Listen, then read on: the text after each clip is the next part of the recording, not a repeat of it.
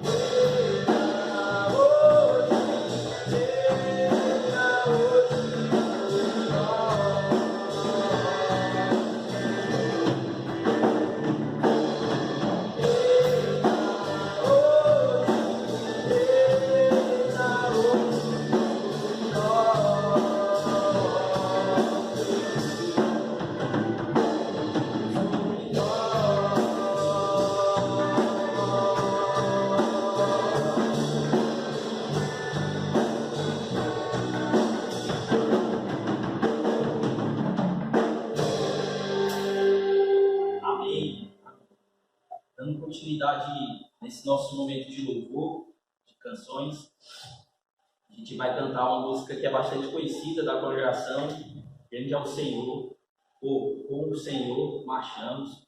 Essa música fala muito com a gente, porque é através dele que a gente continua vendo em tudo isso que nos ocorre, que nos cerca, como cristãos e como pessoas inseridas em sociedades.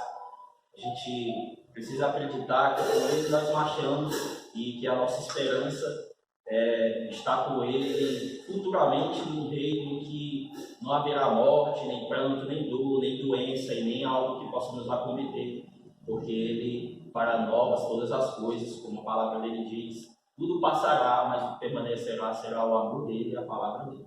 Amém?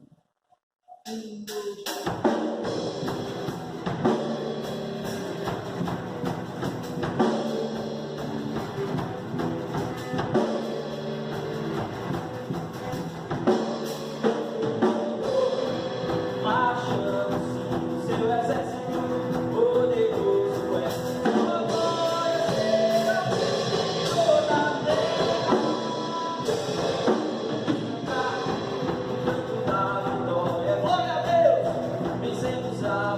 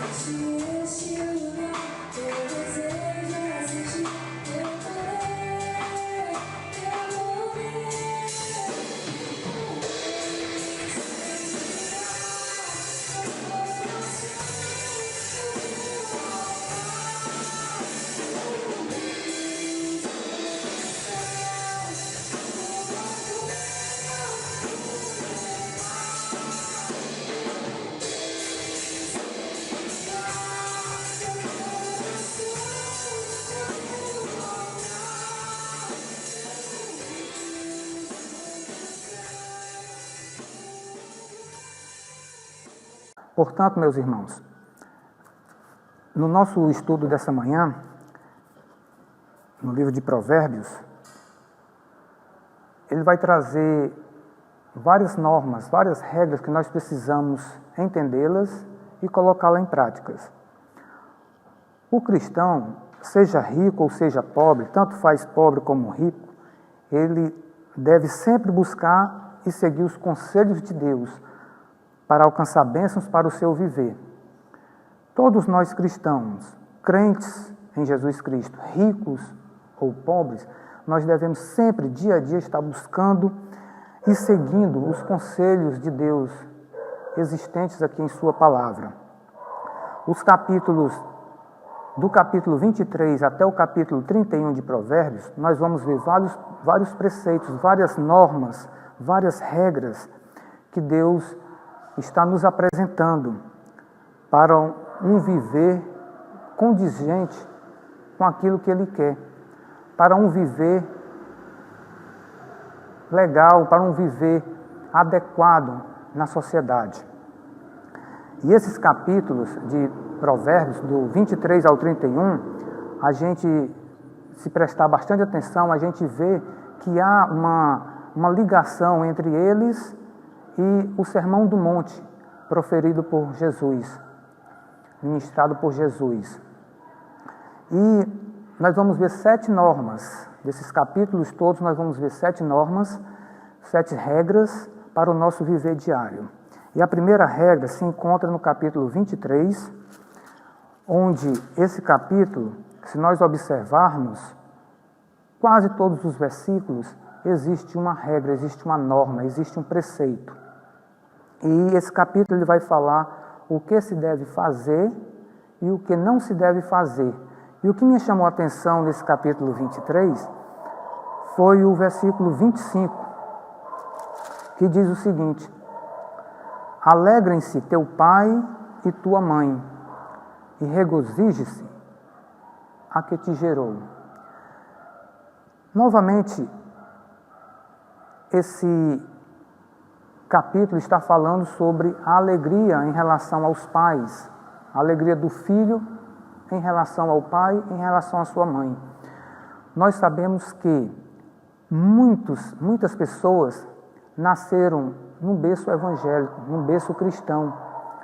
As crianças, os filhos, eles foram educados pelos seus pais desde pequeno em relação à palavra de Deus.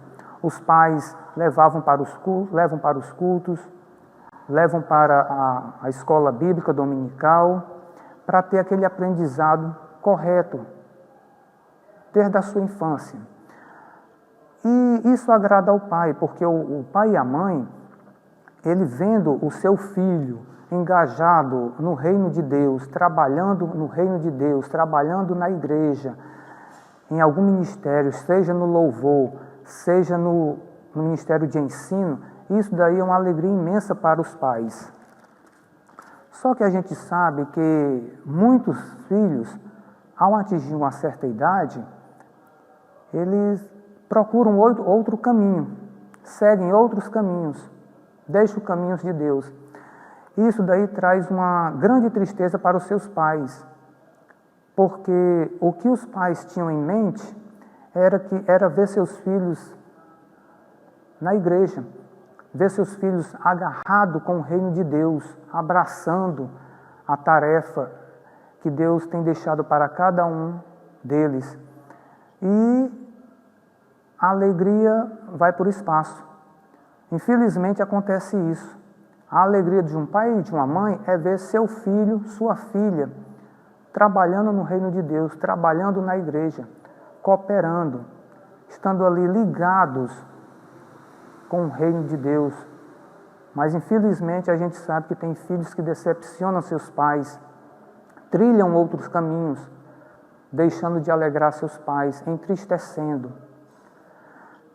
O nosso segundo preceito, a nossa segunda regra, está no capítulo 24, versículo 17 e 18. Esses dois versículos vão falar da alegria que não agrada a Deus. É uma alegria que não agrada a Deus. Diz o seguinte: Quando cair o teu irmão, não te alegres, nem quando tropeçar, se regozije-se o teu coração, para que o Senhor isso não veja e seja mal aos seus olhos, e desvie dele a sua ira. Meus irmãos, nós sabemos que a tendência do ser humano é que, quando o seu inimigo faz alguma coisa de errado a uma outra pessoa, o meu inimigo faz alguma coisa de errado para comigo, a minha tendência é dar o troco, é devolver aquilo ali na mesma moeda, é ver a queda dele. Essa é um erro que existe, enraizado em todo ser humano, querer ver a queda do seu inimigo. E Deus não se agrada disso. Mas aqui o versículo está falando em relação ao irmão. Na igreja, quando eu falo igreja, estou falando no sentido geral. Na igreja não é diferente. Infelizmente existem pessoas que querem ver a queda de um irmão. Fica torcendo pelo irmão cair, errar. E ficam torcendo para usar aquelas expressões. Tá vendo? Eu não te disse? Eu sabia. E isso diante de Deus é uma alegria que não agrada a Ele. É uma alegria para a pessoa que está ali, querendo ver a queda do outro. Mas para Deus, Deus está condenando aquilo ali. Quando uma pessoa nos prejudica, a nossa vontade é de darmos o troco. Mas vai de contramão aquilo que Deus nos ensina, que é o perdão, que é não se vingar. Porque em Romanos, capítulo 12, versículo 19, o próprio Deus diz que a vingança é dele. Ou seja, quando alguém fizer mal a nós, a gente tem que colocar nas mãos de Deus. Claro que a gente vai ficar com raiva, claro que a gente vai se irar, mas a gente tem que manter a calma, procurar manter a calma e colocar nas mãos de Deus, que Deus vai dar um ensinamento a essa pessoa. Deus vai nos ajudar também a se desprender dessa emoção de ficar irado em relação àquilo que foi feito para com a nossa pessoa. O terceiro princípio, a terceira norma, o terceiro preceito, está no capítulo 25, versículos 6 e 7, que vai falar dos primeiros lugares. Capítulo 25, versículos 6 e 7, diz o seguinte: Não te glories na presença do rei, nem te ponhas no lugar dos grandes, porque melhor é que te digam, sobe para cá, do que seres humilhado diante do príncipe, a quem já os teus olhos viram. Nós podemos ilustrar esses dois versículos usando uma festa. O rei deu uma festa onde ele colocou várias cadeiras para os seus convidados se assentarem. E reservou aquelas cadeiras lá da frente para os mais nobres. E aí vem um convidado, que não é nobre, aí sentam em uma dessas cadeiras. E aí o rei fala para ele e diz: olha, esse lugar aí você não pode sentar, você tem que sentar lá atrás. Esse lugar aqui está reservado para os nobres. Ou seja, essa pessoa vai sair dali envergonhada diante das outras que estão ali. Então, nos chama a atenção, nesses dois versículos, para as pessoas que buscam os primeiros lugares. E em Mateus, capítulo 20, do versículo 20 ao 22, vem nos falando o seguinte, próprio Jesus: Então se aproximou dele, ou seja, se aproximou de Jesus, a mãe dos filhos de Zebedeu com seus filhos, adorando-o e fazendo-lhe um pedido. E ele disse-lhe: Que queres?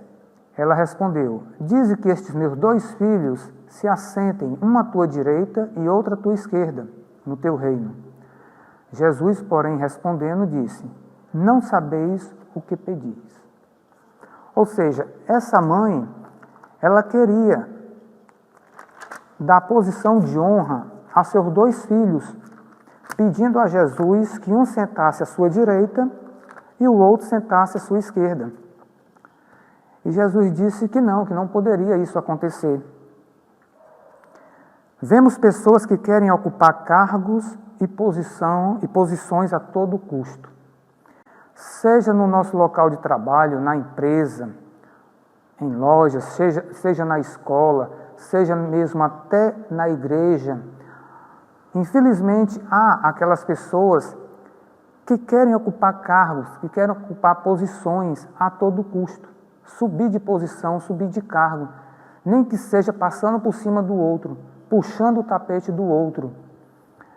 E isso daí é muito triste, porque o reconhecimento da pessoa, do esforço da pessoa, vem de Deus e não dela própria. É Deus que reconhece. Se você trabalha na igreja, se você está se esforçando, está fazendo o trabalho no reino de Deus com amor, Deus está vendo, Deus é que vai lhe recompensar. Não é você mesmo se recompensando, querendo posição maior do que a que você está. Se Deus tem preparado algo para você, seja lá no seu trabalho, você subir de cargo, seja aqui na igreja, se Deus tem preparado um ministério para você assumir, seja lá qual for, Ele vai fazer aquilo que Ele desejar. Nada vai impedir que isso aconteça. Não precisa a gente estar querendo honra das pessoas, querendo que as pessoas nos aplaudam. Não, a gente tem que receber os aplausos de Deus. Basta a gente ver a história de Natanael, a conversa que ele teve com Jesus. Quando ele chegou até Jesus, Jesus falou para ele: eis um israelita sem dolo, ou seja, sem mancha, sem mácula, sem falsidade. Ali, Natanael recebeu o elogio, o aplauso do Deus vivo. Não precisa a gente estar querendo passar por cima de ninguém para obter um cargo, uma função. Isso Deus não nos abençoa. O quarto preceito, a quarta norma, está no capítulo 25, versículo 11, que vai falar de como se comunicar na hora certa. Diz o seguinte: como maçãs de ouro em salvas de prata, assim é a palavra dita a seu tempo. Aqui vai nos ensinar de como nós devemos chegar para uma pessoa que está precisando de ajuda e conversar com ela. Uma pessoa que está passando por uma dificuldade, ou uma pessoa que está triste, ou uma pessoa que está irada, a gente tem que saber como chegar para essa pessoa para conversar com ela. Esse versículo que foi lido aqui, ele apresenta dois ensinamentos importantes: a hora certa e a forma certa. A hora certa de conversar, de aconselhar aquela pessoa, e a forma correta, ou seja, a maneira correta, as palavras corretas de serem usadas. Falamos o que devemos com a pessoa errada. Às vezes, a gente não sabe direito da situação que aquela pessoa está passando, está vivendo, o problema que ela está vivendo ali. E a gente chega para ela com determinadas palavras, com determinadas expressões que não se encaixa para aquela pessoa. Ou seja, a gente está com um conselho, mas não é para aquela pessoa errada. Falamos com a pessoa certa na hora errada. A pessoa é certa, mas a hora não é o momento propício de a gente chegar e conversar com ela. Ninguém sabe como é que ela está. Se ela está irada e a gente chega conversando com ela na hora errada, ao invés de a gente querer apagar o incêndio com água, a gente vai jogar gasolina mais ainda. E aí o incêndio vai dar mais proporção. Então a gente tem que saber a hora certa e a forma correta, como chegar para uma pessoa e conversar com ela, quais são as palavras que vão ser usadas e na hora certa. O quinto preceito, a quinta norma, está no capítulo 28, o versículo 6 e 26, que diz o seguinte, esses dois capítulos vão falar sobre o objetivo de muitas pessoas. Versículo 6, que é o que nós lemos, que foi nosso texto áureo. Melhor é o pobre que anda na sua sinceridade do que o de caminhos perversos, ainda que seja rico. E o 26 diz o seguinte, o versículo 26, o que confia no seu próprio coração é insensato, mas o que anda sabiamente escapará. Principalmente o versículo 6 aqui, vem falando sobre aquelas pessoas que querem ser ricas. Quando eu digo querem ser ricas, é ricas financeiramente. Vivemos numa sociedade em que o objetivo de muitos é a riqueza, nem que seja necessário prejudicar alguém para consegui-la. Infelizmente é dessa forma. Seja no nosso trabalho, seja em qualquer lugar, existem pessoas que o mundo delas é a riqueza, e se for preciso, se houver necessidade, ela passa por cima, ela prejudica qualquer pessoa para conseguir o seu objetivo. Eu vou falar aqui sobre 3 classes de pessoas, existem outras classes, mas eu vou falar sobre 3 classes de pessoas, que o mundo dessas pessoas é a riqueza, financeiramente. A primeira classe são os estelionatários. Estes estelionatários, eles só pensam em se dar bem na sua vida, passando por cima dos outros. Eu vou dar 2 exemplos. Existe aquela pessoa que gosta de clonar cartão dos outros para tirar dinheiro das contas bancárias. Esse é um tipo de estelionatário. Existem outros que nós conhecemos, nós vemos no nosso dia a dia, aqueles que pegam a palavra de Deus para fazer comércio com ela, enganar o povo. Não deixa de serem estelionatários.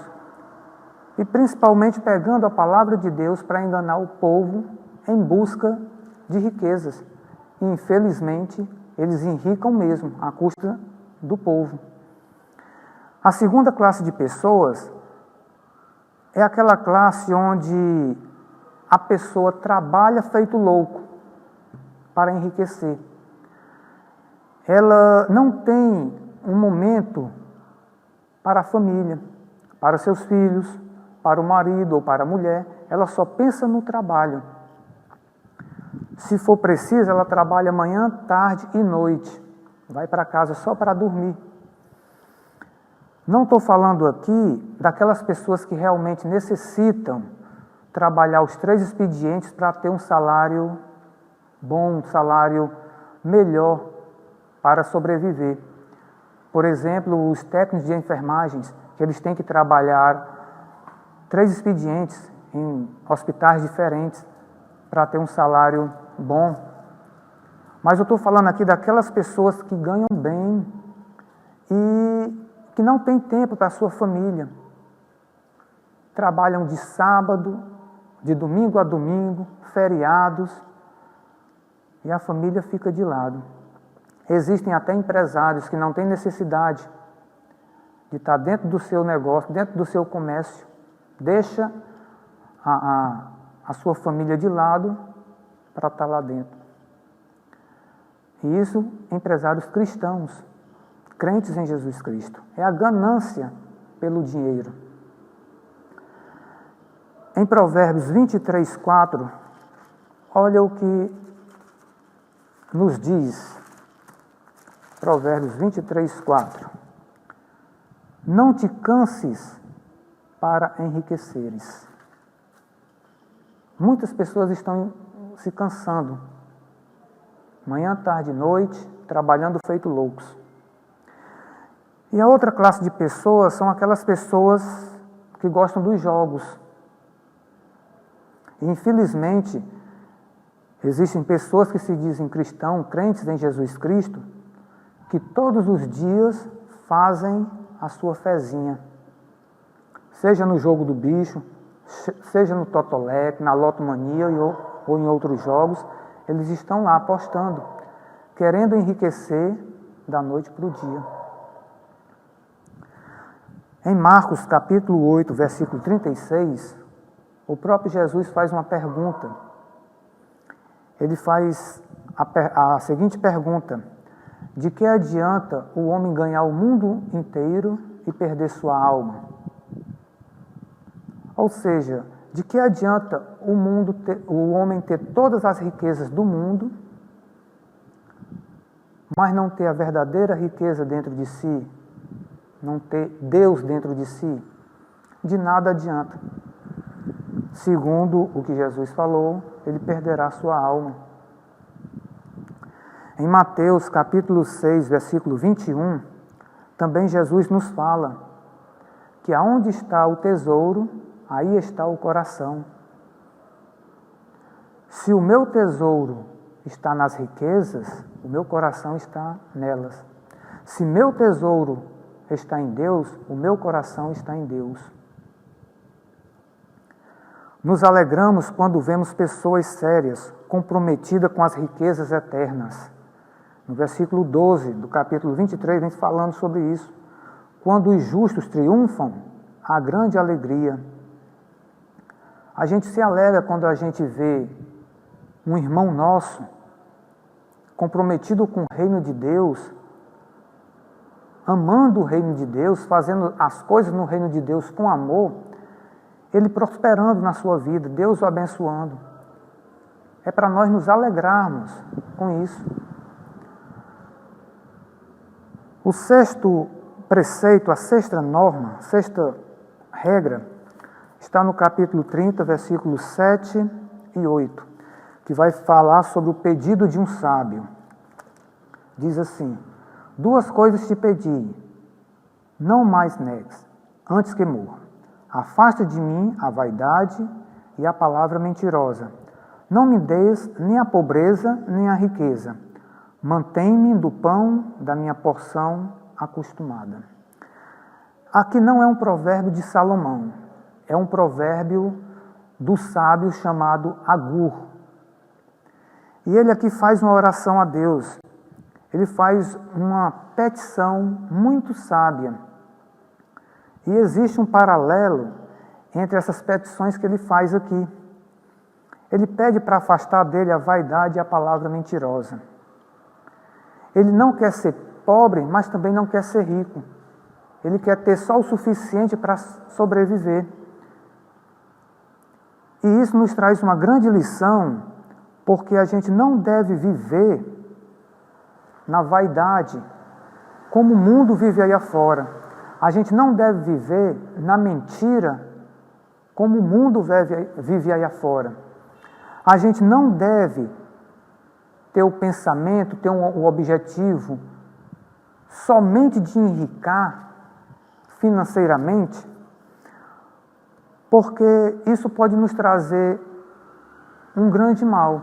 Então, a própria Bíblia nos fala que o amor à riqueza, o amor ao dinheiro, é a raiz de todos os males. Não que a riqueza, não que o dinheiro sejam maldições. Não, elas são bênçãos de Deus. Agora, a gente tem que ter o cuidado para quando se a gente chegar a obter essa riqueza, a gente não deixar Deus de lado, não deixar o amor de Deus de lado e focalizar só na riqueza. Porque aí nós estaremos entrando para o lado da idolatria. Nós estamos deixando Deus em segundo lugar e colocando a riqueza, colocando o dinheiro em primeiro lugar. Não é maldição. Se fosse maldição, Deus não teria enriquecido Salomão. Deus não teria enriquecido outros personagens que nós vamos ver aqui na Bíblia, que nós vemos aqui na Bíblia. Não. A raiz de todos os males é o amor ao dinheiro. Deixa o amor de Deus e passa a esse amor, a ser ao dinheiro, a ser a riqueza. E o sétimo e último preceito, a última norma, encontra-se no capítulo 30, versículo 24 ao 28, que esses versículos vão falar de coisas pequenas, ensinando grandes lições. Diz o seguinte: estas 4 coisas são das mais pequenas da terra, mas sábias, bem providas de sabedoria. As formigas são um povo impotente, todavia, no verão preparam a sua comida. Os coelhos são um povo débil, ou seja, um povo fraco, e contudo fazem a sua casa nas rochas. Os gafanhotos não têm rei, e contudo todos saem em bandos, se repartem. A aranha, na minha versão aqui tem aranha, em outra versão tem lagartixa. A aranha que se apanha com as mãos e está nos passos dos reis. Se nós observarmos aqui, esses versículos estão falando de 4 criaturas pequeninas, demonstrando e nos ensinando sabedoria. As formigas, o que elas nos ensinam? O que nós podemos aprender com as formigas? Ensina nos preparar para as turbulências da vida. Como nós vimos aqui no versículo, enquanto é verão, elas estão ali se preparando, armazenando a sua comida. Porque quando começar a chover, quando começar o inverno, dificilmente elas vão poder sair para ir atrás dos seus alimentos. Então elas se preparam para a tempestade, para a turbulência que virá. E isso nos ensina o quê? Que também nós devemos nos prepararmos para as turbulências, as tempestades, os vendavais que acontecem no dia a dia, na nossa vida. Muitas pessoas acham e pregam que vivem no mar de rosas, mas não é bem assim. O próprio Jesus disse que no mundo nós teremos aflições. Dia a dia a gente está nos deparando com um problema, com uma situação adversa, e a gente tem que estar preparado para isso. Emocionalmente, fisicamente, tem que estar preparado para tudo o que for acontecer de turbulência, de vendaval, de problemas em nossa vida. Acontece um hoje, amanhã é resolvido, depois acontece outro, é resolvido e assim sucessivamente. Os coelhos, o que os coelhos nos ensinam? Ensinam a como nos manter com segurança. No próprio versículo aqui diz que eles fazem suas casas nas rochas. O abrigo do coelho é a rocha. É o buraco que ele faz lá e entra para se proteger. E segundo a Bíblia, nós também temos uma rocha chamada Jesus Cristo. Ele é o nosso abrigo. Ele é que é a nossa segurança. Devemos estar sempre ao lado dele, confiando nele. Os gafanhotos ensinam a termos prudência trabalhando numa comunidade organizada. Nós vemos aqui que eles saem em bandos, eles se repartem em bandos e fazem seus trabalhos com prudência. Assim tem que ser o povo de Deus, trabalhando coletivamente, com prudência. Cada ministério, cada departamento ali, trabalhando para que o reino de Deus cresça mais e mais, não esquecendo da prudência. E as aranhas ou as lagartixas ensinam a sermos ousados, corajosos e valentes. Em todas as casas, em todos os lugares, seja de ricos, seja de pobres, seja de governadores, de presidentes, de prefeitos, existe uma lagartixa, existe uma aranha, porque esses insetos, esses bichos são ousados, são valentes, são corajosos. Isso daqui nos ensina também a ser ousados, a sermos corajosos. Corajosos para quê? corajosos para a gente pregar a palavra de Deus, levar o Evangelho a qualquer criatura, seja pobre, seja rico, seja grande, seja pequeno. Porque tem gente que tem medo dos grandalhões, né, entre aspas. Tem medo de pregar, tem medo de falar do Evangelho, do amor de Deus para com eles. E não é isso que nós vemos na Bíblia. Não vou dar só o exemplo de Jesus, mas vou dar o exemplo dos apóstolos lá em Atos. Eles enfrentaram gente grande, chegando a ser presos, mas nem por isso eles deixaram de pregar o Evangelho. Então, esses insetos aqui, a aranha e a lagartixa, nos ensinam a sermos ousados, a sermos corajosos, a sermos valentes na nossa caminhada cristã. E o que nós podemos concluir em relação a todos esses preceitos, a todas essas normas que vimos aqui?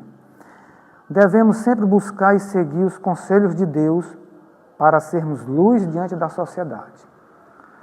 Sempre, sempre, sempre devemos buscar e seguir esses conselhos, porque não existem conselhos melhores do que esses que estão aqui na palavra de Deus. Os preceitos de Deus, as normas, as regras de Deus, elas estão acima de qualquer constituição aqui desse mundo, de qualquer constituição de qualquer país. Primeiramente, a Constituição de Deus. Em segundo lugar, fica a Constituição dos homens. Primeiramente, devemos obedecer a Deus. É assim que a Bíblia nos fala, é assim que a Bíblia nos orienta. Amém? Que Deus continue nos abençoando.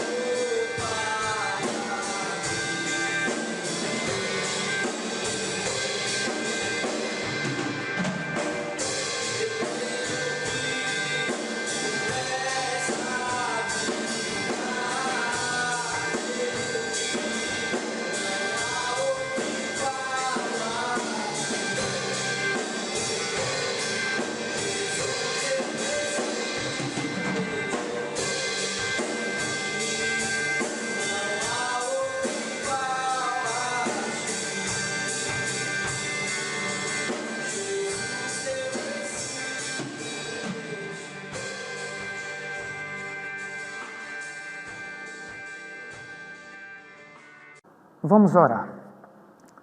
Grande Deus e eterno Pai, te agradecemos, Senhor, por esta tua palavra, Senhor, que nós temos acesso 24 horas de lermos, de estudarmos, de aprendermos, de nos alimentarmos, porque vivemos num país onde nós somos livres para andar com a tua palavra, para ler tua palavra onde quer que estejamos, Senhor.